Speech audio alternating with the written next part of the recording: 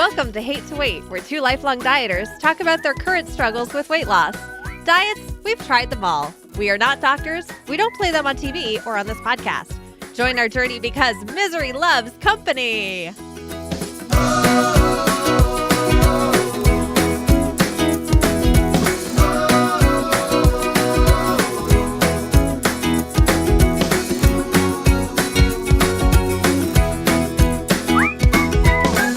Oh, happy birthday, Emily. How you doing? Hi, John. Thank you. It's my birthday, everyone. I'm so excited.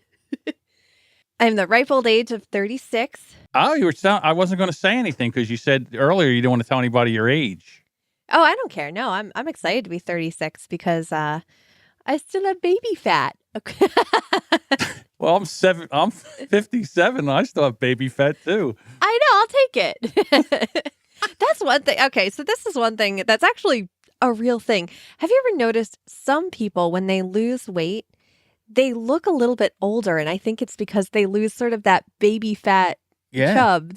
And I worry about that. I'm like, I don't want to look 36. I want to still continue to look like a 5-year-old and also a 40-year-old at the same time. And also have zits from my teenage years. So I want all those. Apparently, I want all those things. Or my body at least does. The zits hurt. I don't want the zits. But I like all the other stuff. And I worry about that too. Like if you lose a lot of weight, am I going to look like Droopy Dog? Am I going to look, am I going to have like these big hanging, am I going to have these red jowls? And it's going to be horrible. And you can't get jowl removal. I mean, do they even have that? I'm sure they have jowl removal. You could wear one of those. They have a stretchy thing that, I don't know, it's kind of like a brace you put over your head to push your face up and remove that double chin. The neck waddle? Yeah. Your chicken neck or your turkey neck? Yeah. Yeah. People be proud of that. Like, you grew it. Be proud of it. It's fine. The thing about it is, right now, again, we're in two different stages of our lives. You're 36. I'm 57. My best days, I've seen more sunsets than I'm going to see, to be quite honest with you. And that's just reality. And I'm not really worried about, I'm never going to look like a model. I'm never going to look young again. That's one thing. But I mean, I can understand with you, if, people and younger people that lose a lot of weight, they don't want that wrinkly, deflated look. And that's a thing. But for me and, I think it's more of a health thing, to live longer, to see more sunsets that you would if you didn't do anything against your weight.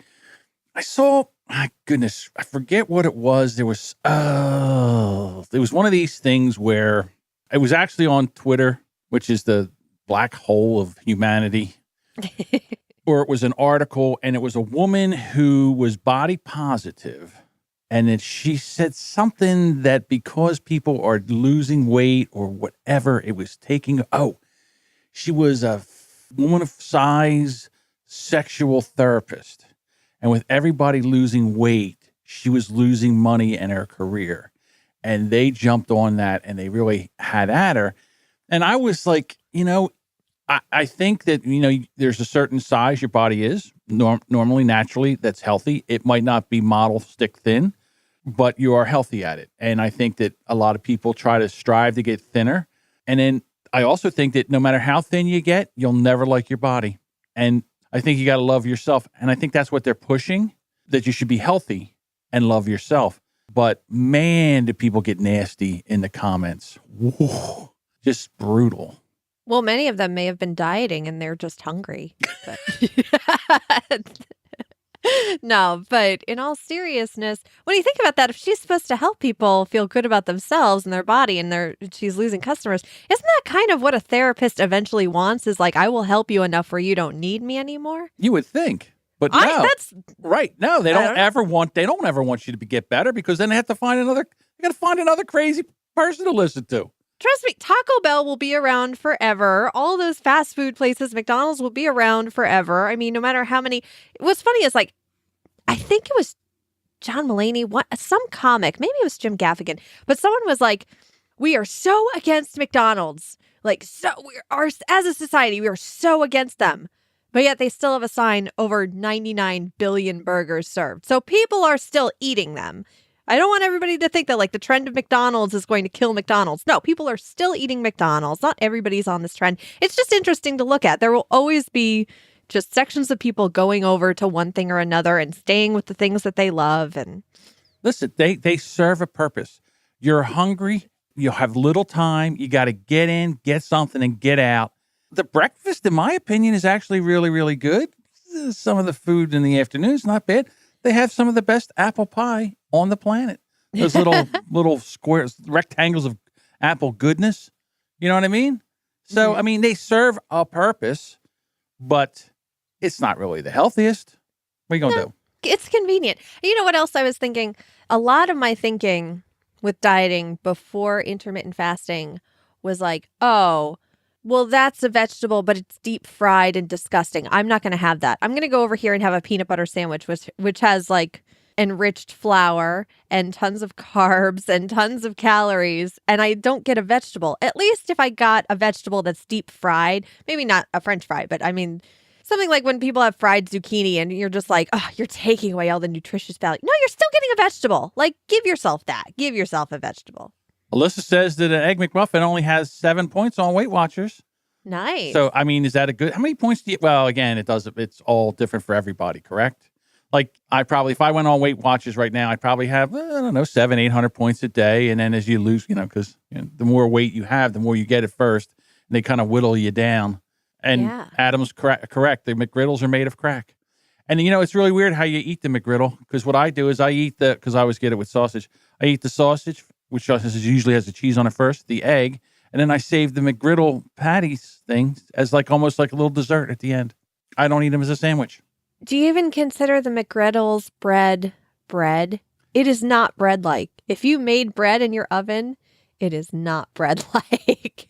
The McGriddle bread. They just inject it with some kind of syrup-like substance. Makes you believe you're having syrup. 19 points on Weight Watchers. That's how many points a McGriddle is. That's the difference. See, that's the sugar that's in those little puffnesses of sweetness. Yeah. Puffness of sweetness. So, John, how was your week? Now I'm starting to get into the grind of just maintaining what I'm doing. Not going crazy, not eating a lot of... Here's the thing that I noticed that when I don't shut my phone off is that it rings in the middle of the show. This is a fun show. Yeah, it's a fun show today. So what I noticed is that when I prepare meals and don't eat out and everything, two things. First of all, I don't spend a lot of money. Second of all, the front seat of my truck doesn't have 6 or 7 bags in it at all times. So that's a good thing. Again, it's all in the planning. And what I think happens now is my habits are not giving myself enough time to do the prep and the work. So what I'm doing right now is working on, all right, in the morning, you're going to make 4 eggs. You're going to need cheese. You're going to need the mushrooms cut up and some green pepper. And also you need that. So what I did was I just fried the onions and the green pepper up, and they're in there in a Tupperware container. The eggs are laid out in little things, there's 4 eggs in each one. I have my little microwave bowl that I put the thing in and make it. And I have the cheese all set up in little baggies. So now when I get up, I got to crack the eggs. I already have the bowl and the fork ready. I mix everything up. Boom, boom, boom. When one's in the microwave, I'm making the second one. That one comes out. I plop the egg on there. I put the cheese on top of the egg. I'm using a little salsa now on top of that. So it's nice. A little salsa on top of it. And then I have it. And then I, get everything ready, get the coffee ready, and I sit down and eat. And I think to myself, that is faster than it seems like it's not, but it's faster than getting in the car, driving to Dunkin' Donuts, getting what I want, and then coming back. It is faster. I timed it. About by 5 minutes, it's faster. I think it's so interesting that talking to other podcasters, we're not just obsessed with stats or numbers regarding podcasts. We end up turning that stats game into a lifelong game of just comparing things over and over again.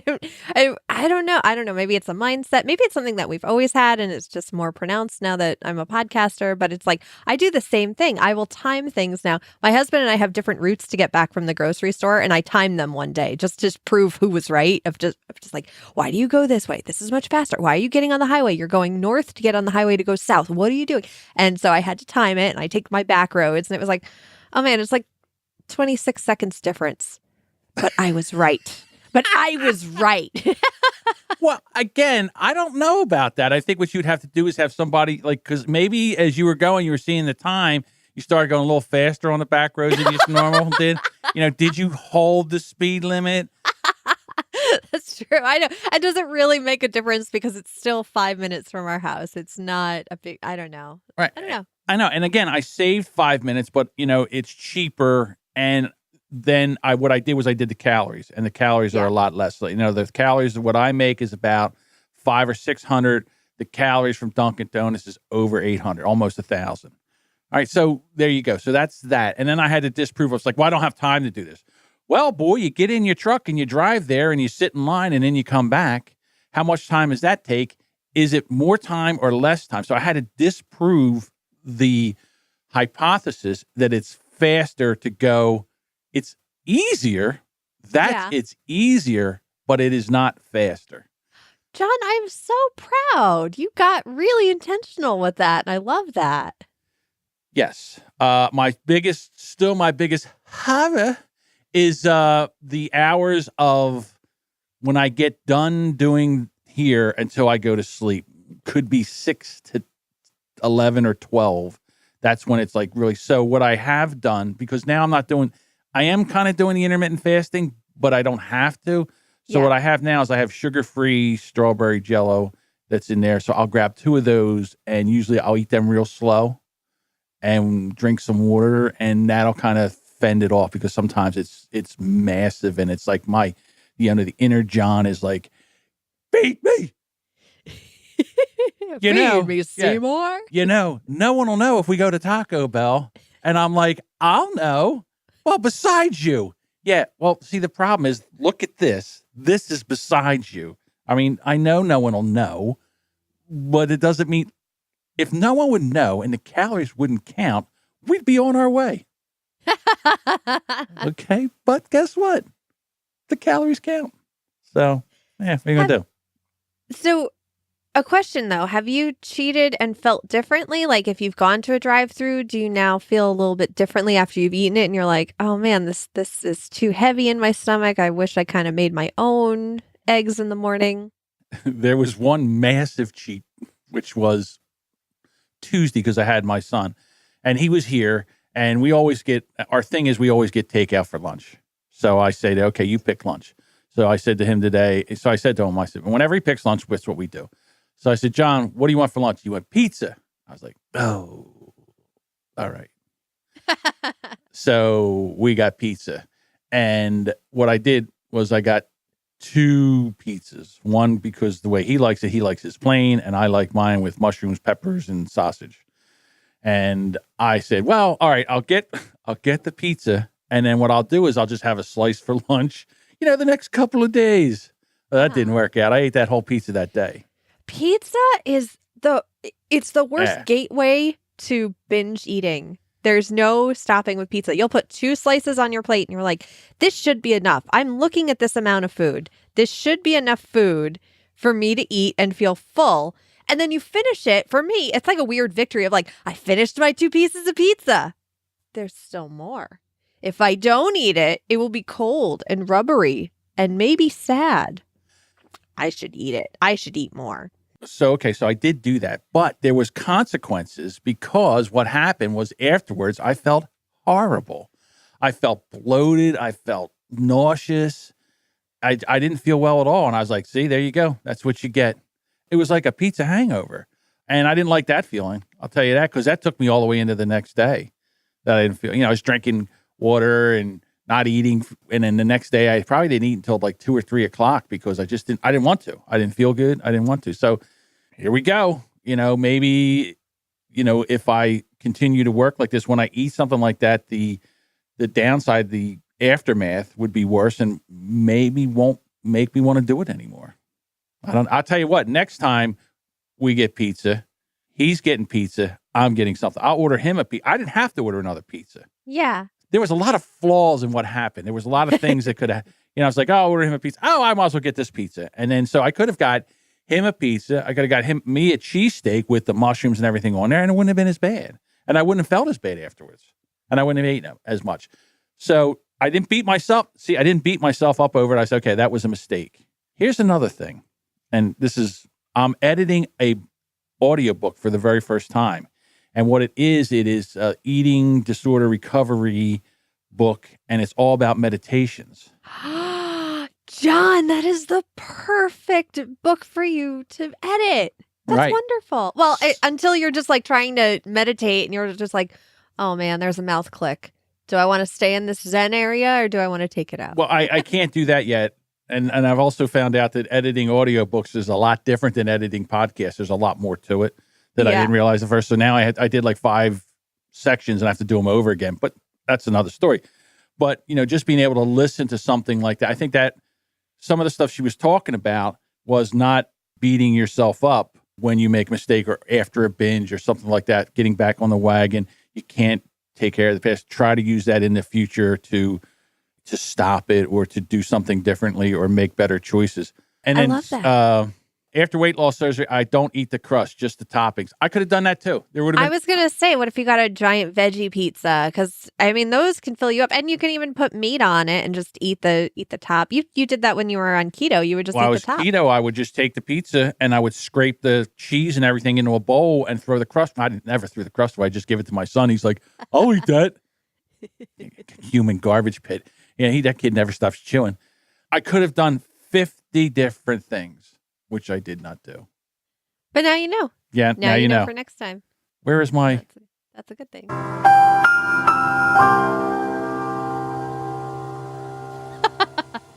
The more you know. So, okay. How about you? How was your week? Now that I've yammered on too much. You always think you yammer on. That's the point of a podcast, is 2 people talk to each other. I can see the time. No, and we talk. It's okay. It's all right. We spent 10 minutes in the beginning thinking we were ready, but we weren't. But that's okay. Okay. Yesterday, my mother-in-law took me clothes shopping. And I haven't been clothes shopping, like real clothes shopping, where like put everything in the cart, try it all on clothes shopping. It's usually like 1 or 2 things here and there. So she gave me this for Christmas. And at Christmas, she was like, I'm going to take you shopping. You need a new wardrobe. All your clothes are too big for you. And at Christmas time, I was right on the cusp of 18, like 18 fit just fine, down to the point where 18s are starting to get loose and all the extra, extra large things. For me, my chest is smaller than, I guess, if you're a bigger woman, clearly you must have big boobs. No, that's not me, unfortunately. So a lot of my shirts on top are very loose and not in a good way. Like there's just so much fabric in the shoulder area and in the top of the chest. The bottom fit fine. But so she's like, let's just go shopping and let's go to department stores. Like stop trying to buy good clothes at Target that are boxy and that you end up having to hem or take in the spots. She's like, let's actually go to Macy's and try on clothes. And I have my credit card and I don't want you to look at prices. Like, let's just get some good basic things. And especially to go to conferences, because that was my big thing is like, I'm going to conferences. It doesn't matter what I'm wearing around the house, but I'm just going to conferences and I want to look nice. And part of the stress of getting ready for a conference or traveling is, oh my gosh, I just realized I have nothing to wear. I could just wear my yoga pants and t-shirts at conferences, but no, I want to kind of look nice. So she's like, let's go out. Let's treat yourself. So we went yesterday to the mall. It was a brand new experience. And it took me about 2 hours to get warmed up, to even hold anything in my hand long enough to be like, I want this. I absolutely want this. It was like, oh, well, this says 16, but it's a lie because it's expensive. So an expensive 16 is smaller in my head than a cheap 16 where they're just trying to get anybody to buy their clothes. And this is true. If you go to Old Navy, you will be so happy with whatever number is in those jeans because they size up. Like a size 16 jeans at Old Navy is kind of like an 18-20. So being able to go into a department store and pick up a Calvin Klein shirt and being like, this is $30, but it's a really nice shirt that it was on sale because I have to say that. It was $30 and I put it on and I was like, oh my gosh, everything fits. Everything fits. And all of a sudden, as soon as I tried on that shirt, it was like something clicked in my mind of just like, yeah, Emily, you're not the size you were last year. You're not the size you were 5 months ago. And so I had to go back out, found this shirt. I was so happy to find this very plain white shirt, but I just wanted a white shirt that was thick enough that you didn't see underneath it. White shirts are hard.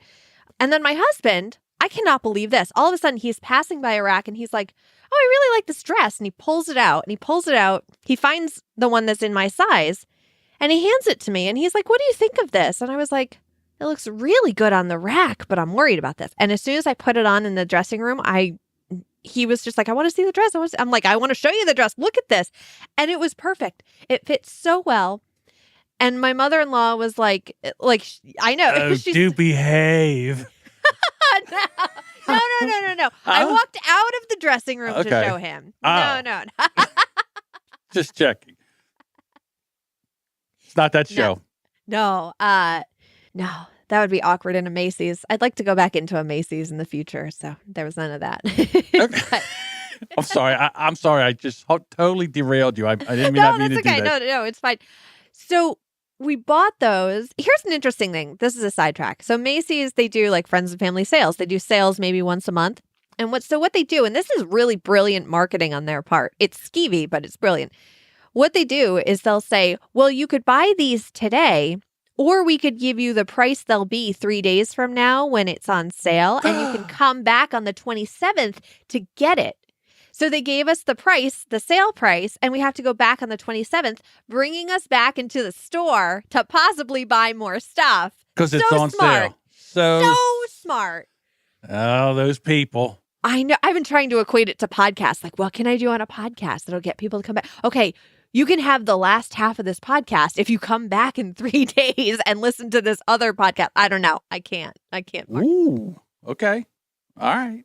No, but so then we went to other stores and it was just, I got to go into New York and Company, which has been too small for me for a long time. And I got to go back in there and it was one of my favorite stores. And I went nuts. As soon as I knew that I could fit into stuff, I was just like putting everything on the cart and trying it all on. But here's the problem with me. So for me, a shopping spree is like trying everything on and buying 2 items because I'm just like, it's not perfect. It's not quite right. I don't want to settle on anything that I'm going to be like, eh. So I end up buying a few things, but they're like really good basic pieces that I got and I needed those basic pieces. You can kind of make flowy sweaters that are too big for you work as long as something is fitted on you.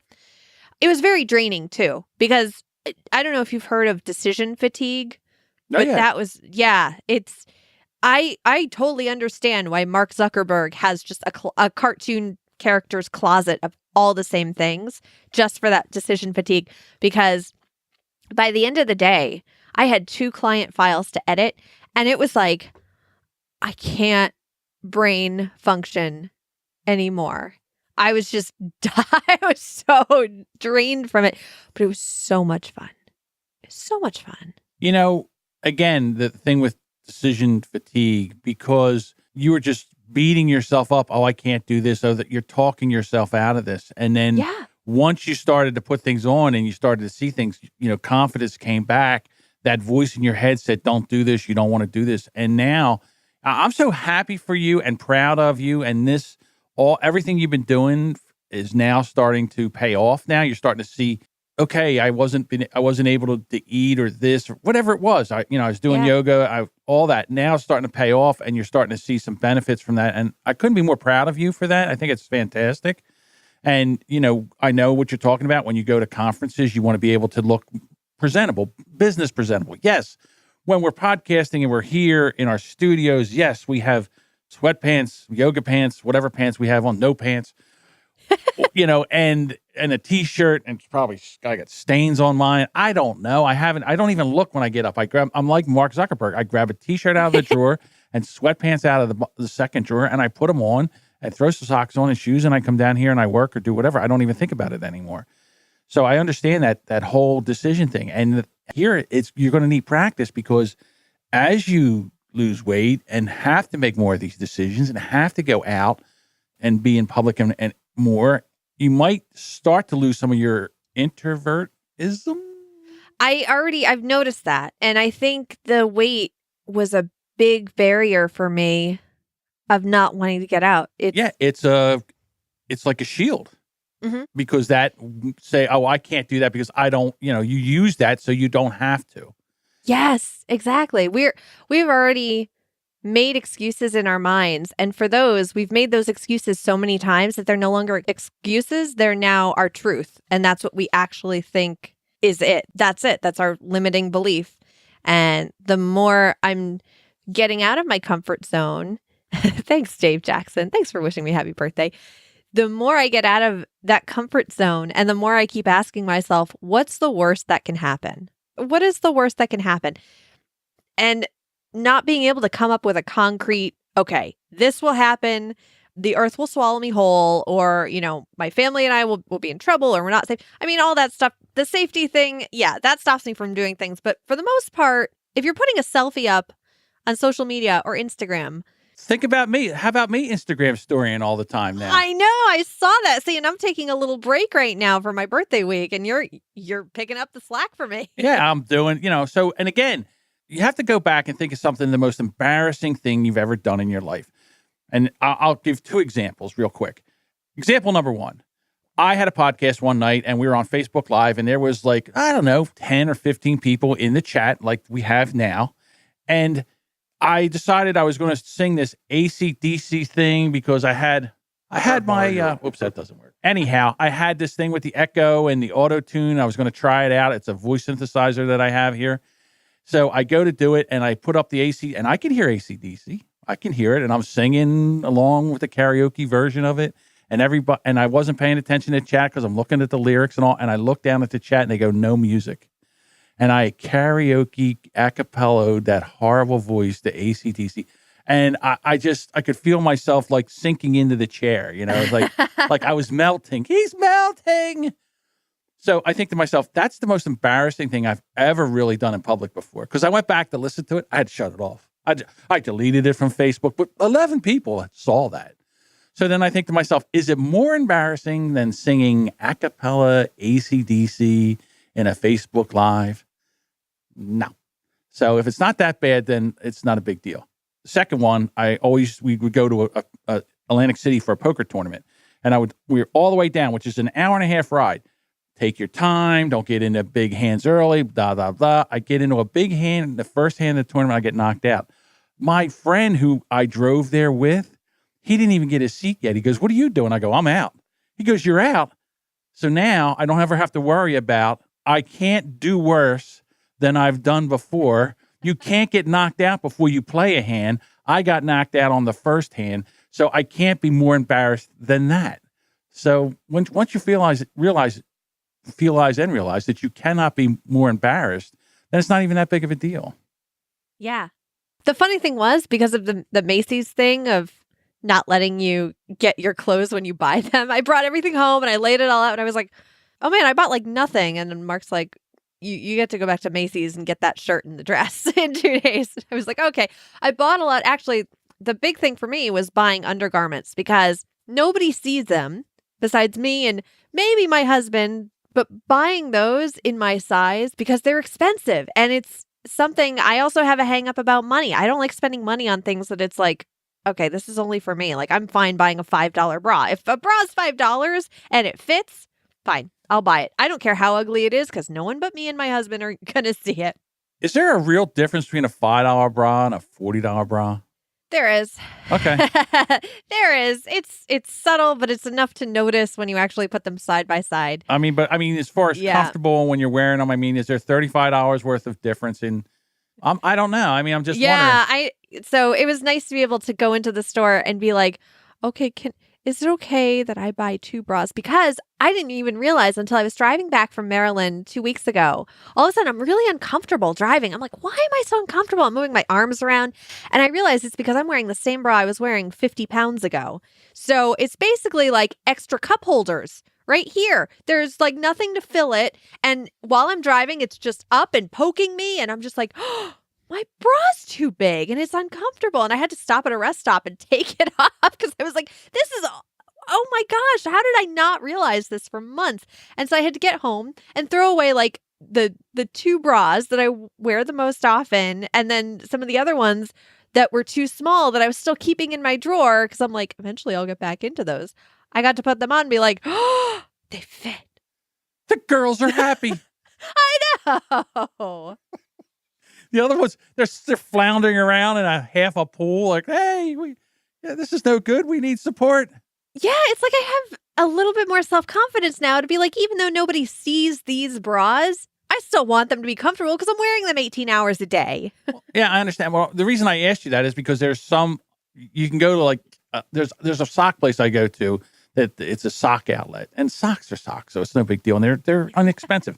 So I saw some underwear there, and I said, wow, that's really cheap. I'll get some of that. And then I went home and I put them on, and I was like, wow, this is what the joke is. This is like a cheap hotel. There's no ballroom here.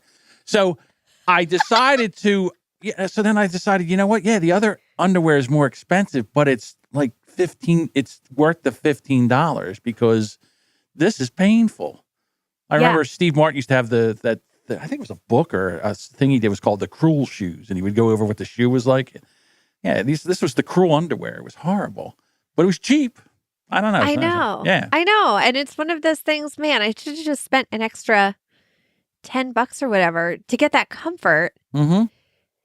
And I mean, part of it's the weight loss thing, part of it's the self-confidence, but the other part is that we've never been a very rich family or anything. Like, I'm so used to generic food and buying things that are cheap because I need it, and being weirdly okay with like, it was $10. It's okay if it breaks in 2 weeks.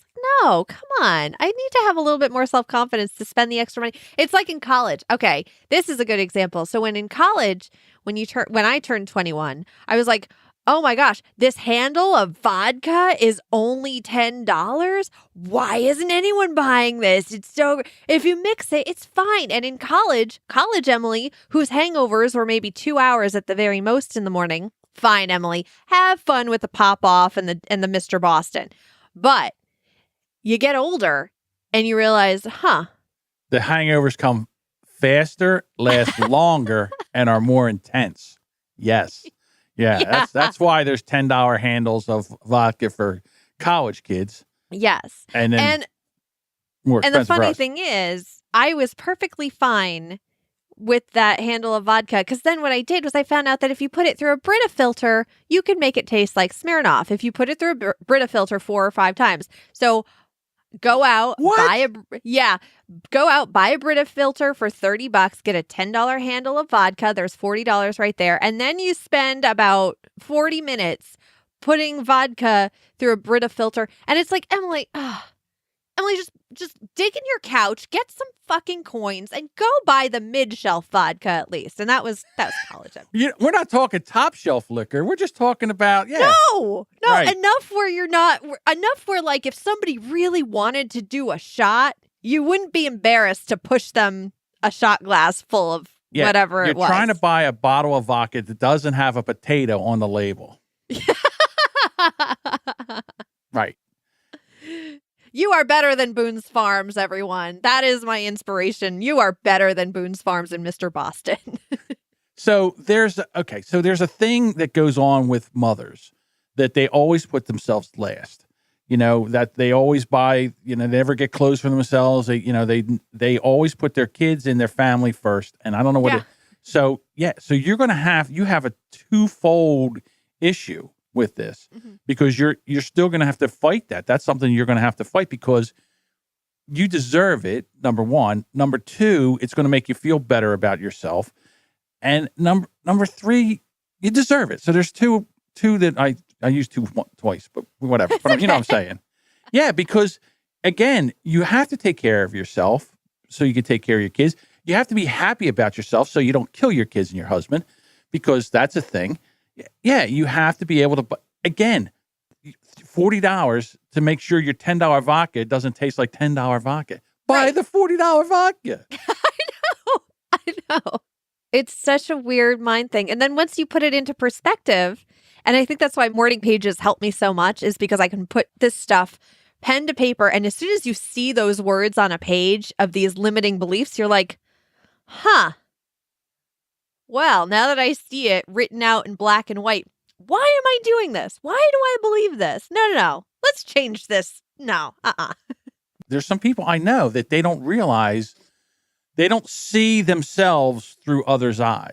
Yeah. So they see themselves through their own eyes, that when they were a kid, or, when they were a dorky kid, or when they didn't have friends or whatever, and they haven't realized that they've worked so hard and become a force in whatever they're doing. And at that point, like, all these other people look up to them. And then there's a good and a bad to this. The good thing is that, other people are looking up to you and they're coming to you for advice. The bad thing is you can't see yourself that way, and you kind of play it down. And that's where you start to stunt your advancement or your growth, because you're afraid to take that next step. You don't believe you deserve it. Or, as Dave Jackson says, the imposter syndrome. Yeah. Have you ever seen somebody's headshots when they get them done professionally, or even when they take a selfie of themselves? And if you've taken a selfie of yourself, you look at it and you kind of move your face, and you can do it enough where, I don't know, you have more control over every single muscle to make your face look exactly how you want it to look. And when somebody else sees those selfies, or even the posed shots, they'll be like, huh, I mean, that's a nice photo, but that's not how I see them 99% of the time. Because you don't see how like when somebody else takes a photo of you and you're not prepared, and you look at it later and you're just like, like it's almost like hearing your own voice. Everybody else has heard that voice over and over and over again all the time. As soon as you hear it, all of a sudden you're just like, oh my God, like, how has anybody not told me to shut up? This sounds so terrible. Just because we're not used to it. We're not used to how we look. We're not used to how we sound. We probably see ourselves the least amount than most other people. I was thinking about my husband. I'm just like, you've seen me more than I've seen myself. You've seen areas of me that I've never seen, like, point blank. Fair enough. Not even sexual. I'm saying like the middle of my back. Like I will never ever like be able to turn my head far enough to see the middle of my back. Right, and he's seen it, Yeah, no, I know what you meant. It's really interesting. I mean, we'll get sex. I get that, but whatever. Like, if you ever walked into like a store and they have the security camera from behind, so you're up there and they have the monitor in front of you, and you walk up and you go, "Wow, who's that? Oh my God, it's me!" That's horrible. That's happened a couple of times. Like, I walk in, I was like, wow, who's that? You move your head, you're like, oh no. Yeah.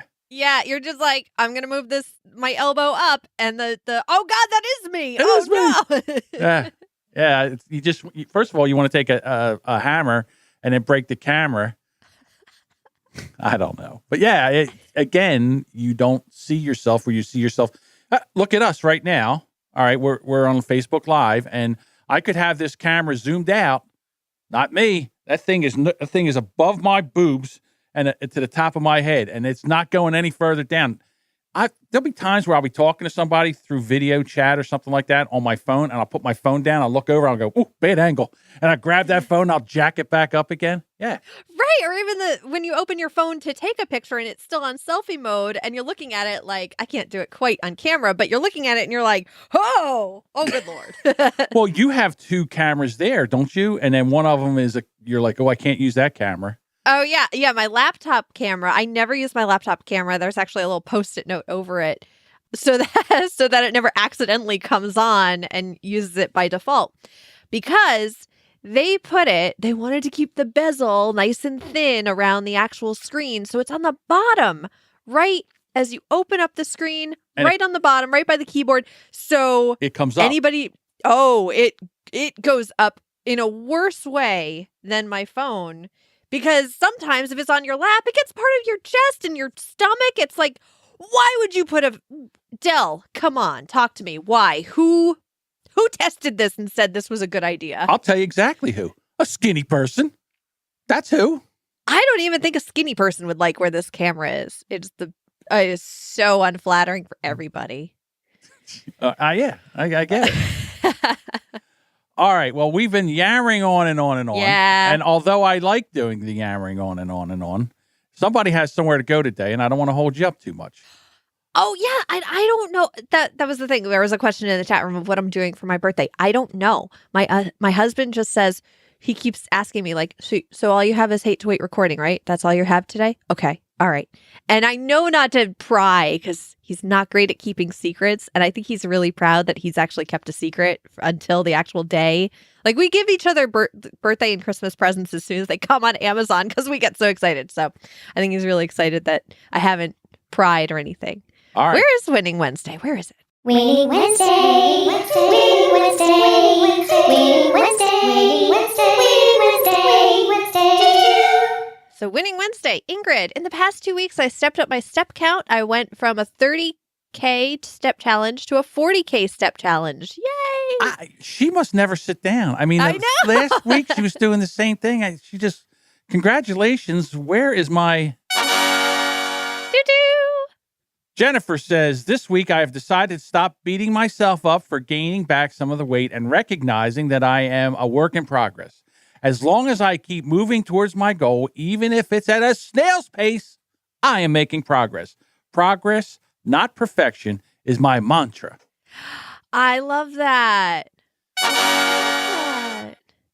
I've seen a lot of things come up of, blank is the new perfect. I love progress is the new perfect. Or one of my other favorite ones is brave is the new perfect. I love that. Lindsay says, went to a festival on Saturday and walked 20K steps. My legs are still sore. Holy moly. Wow. Alyssa says, I'm tracking my food every day. That is great. That is so hard. Great job. Brendan said, moved house over the last week. My tracker is saying I've climbed 270 flights of stairs and walked over 53 kilometers or 33 miles. Net effect of this activity is weight has gone up a pound and my waist has gone down an inch. So your legs muscles are getting stronger. I remember when I was an elevator mechanic, I would do 220. They didn't have this back then. So 270 flights of steps, that would probably, I could do that in like a couple of days.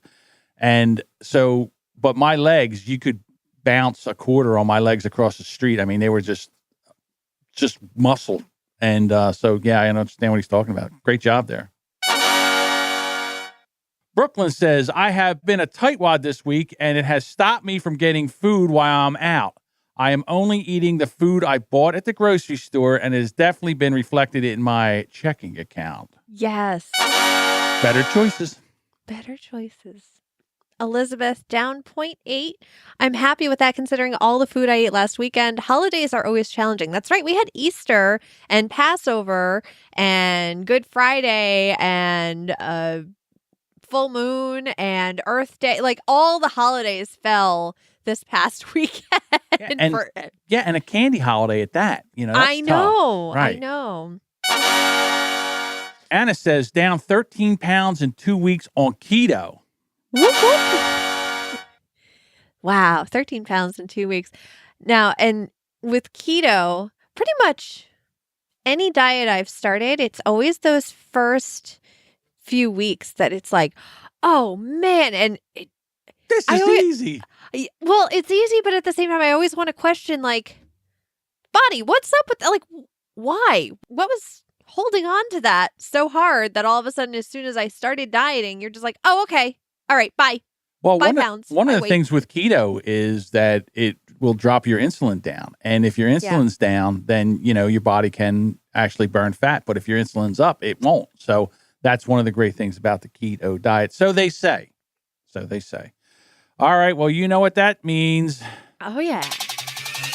Let's go! Ladies and gentlemen, now is the time for the moment you have all been waiting for. It's time for the weigh-in. All right, birthday girl. I know. It's an odd week. I get to go first. I am down 2 pounds. We knew that was going to happen. Well, here's the interesting thing. I was thinking about this morning, and I thought, what's the worst that can happen? Right now, my weight is a repeating number. And for anyone who's followed this show, the repeating number is not 111, but it is a repeating number, and I'm very happy with it. It's also my daughter's birthday, so I'm like kind of just like, yay! It was weird. This was kind of a goal for me to get to this number, just to see it on the scale, to be like, ooh, repeating number. I'm not going to take a picture and post it to Instagram, but it's not the time. Yeah, I get it. That's good. All right. So for me, and pizza was Tuesday, and this is Thursday. So I'm flat this week, but I do feel like I did okay. I still think what's going on is pizza's a lot of carbs. A lot of carbs means you retain a lot of fluid. And I feel that I probably would have lost. But when I got on the scale this morning, I was a little nervous that I was going to have a gain, and I'm just flat. So that's a good thing. Flat is a good thing. For me, after eating the whole pizza, nothing but the pizza. But you're flat and you're making better choices and you're building better habits and feeling better about the whole. Again, it's not a grind. It's not a negative thing. Mhm. I'm starting to slowly making lifestyle changes that I haven't done forever and ever, and trying to make them habits. So it only took a year. I know. We've been doing this for a year, actually. We're Only not took a quite year. at episode 52, but we also skipped episodes. So we have been doing this podcast for a year. And in that year, I have lost 40 pounds. So doing the show. And what's funny was we started after I started intermittent fasting. And again, those first 2 weeks, all of a sudden, holy crap, I lost like 12 pounds. So I'm still just like, I lost 50 pounds in a year, but only 40 on the show. Yeah, but again, just think about that. That's 50. If you go by the average, that's a pound a week. Yeah. And then look what a big difference it is. After you're there that year, that's a big difference. But as you're doing it, you're like, oh, it's only a pound. I worked so hard and it's only a pound. A pound is a lot. A pound is a lot of calories. When you look at 3,500 calories, Mm-hmm.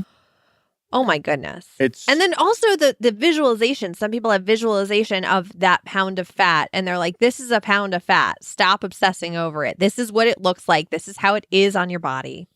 yeah, they'll do that. They'll go somewhere and they'll get 25 pounds of fat, and they'll put it like on a table, and they'll go, okay, this is what you lost. And you're like, ew. Yeah. Okay, I'm down with that. So no, congratulations. Happy birthday. You're doing a great job. I'm so proud of you. So are you. I'm so impressed with Thank you. how intentional you've gotten and how you're really thinking about your thought patterns. And I don't think a year ago you were That was a mess. no, you weren't a mess, but you weren't thinking about all the steps that led to putting that Taco Bell in your mouth. It was just, and like really all the steps, not just getting in your car and going to get it. It's like, all right, what is making me crave Taco Bell? What is making me crave extra Taco Bell? I feel like I shouldn't keep saying the word Taco Bell because No, you're right, and that's another thing, honestly, that you could make very easily at home and probably better. And afterwards, you wouldn't almost have to mess up your pants because you have to get to the bathroom. I never know what they put in Taco Bell. I swear to God, it's laxative. But that being said, yeah, it is. It's over 50 years of habit, and then trying to swing that around and justifying it, and then coming to grips with it, and then changing it. That's the hardest part, is changing and maintaining that change. And basically, that's what this show has been for the past year for me. And just finally going and saying, listen, I can't do this by myself. I'm going to need this surgery. Use it as a tool, and then get back in better shape. It's the same. I wanted the T-shirt. I'm sick and tired of being sick and tired. yeah. So there it is. All right, everyone. If you are listening and you're not part of the Hate to Wait Facebook group, got one question. Why? Very easy to do. Go to hatetowait.com/Facebook. We have a great community here, and we would like you to be a part of it. We will be back here next week for our official 52 week or official 1 year anniversary, I guess, right? Is that what it is? Yeah. And we'd like to have you back here with us. And I thought I shut that alarm off, but I did not. Big show, big show. All right, everyone. We'll be back here next week. Talk to you later.